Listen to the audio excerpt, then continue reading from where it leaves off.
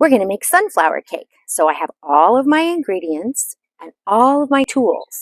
I'm going to start with 1 cup of dirt and put it into my bowl. And then I'm going to take a half a cup of water and pour it into the bowl.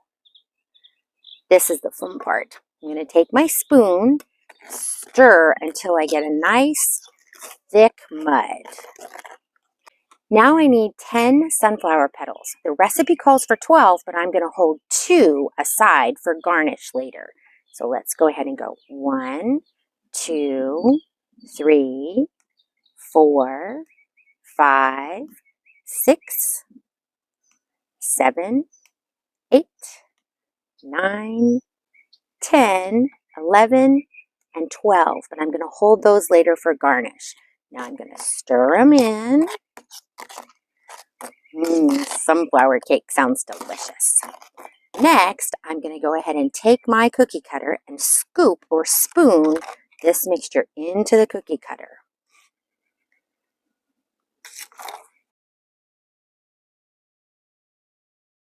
All right. Now the next thing I'm going to do is I'm going to take all of my sunflower seeds and layer them on top of my sunflower cake.